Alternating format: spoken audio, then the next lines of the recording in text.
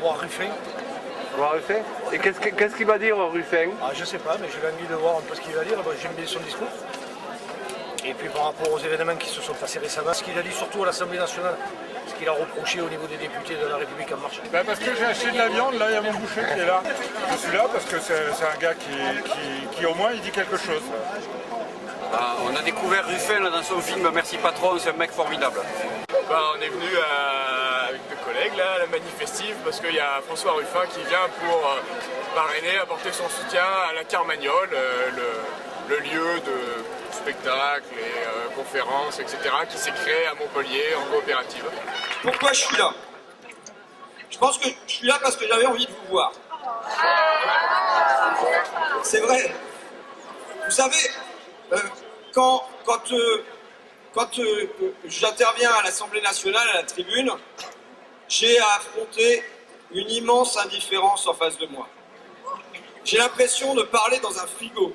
Vous savez, je ne suis pas le plus corporate des députés de la France Insoumise. Mais jamais je me suis senti autant France Insoumise qu'aujourd'hui.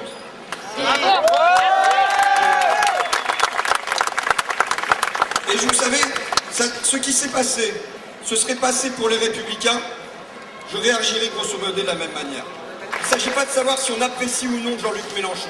Il ne s'agit pas de savoir si on apprécie ou non la France Insoumise, mais il s'agit de se dire que c'est notre sens de la démocratie qui, pour moi, est heurté. Sanofi, c'est 6,6 milliards de versés en dividendes à ses actionnaires.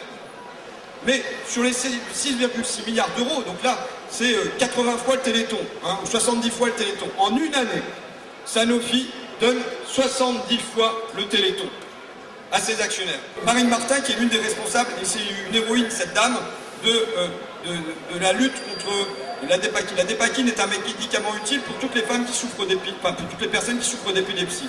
Le problème, c'est que depuis au moins 1984, Sanofi sait que la dépakine produit des troubles d'autisme chez les femmes enceintes, enfin chez les enfants des femmes enceintes. Sanofi le sait depuis 1984 et il n'indique rien sur les médicaments.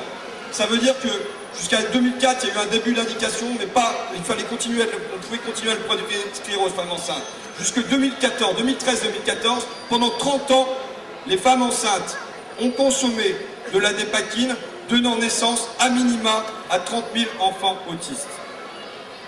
Les perquisitions aujourd'hui, elles devraient se dérouler chez Sanofi. Elles devraient se dérouler chez Olivier Brandicourt.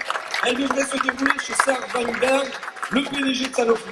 Quand je vous dis qu'il n'y a pas besoin de lobby, il y a une fusion entre le pouvoir économique et aujourd'hui le pouvoir politique.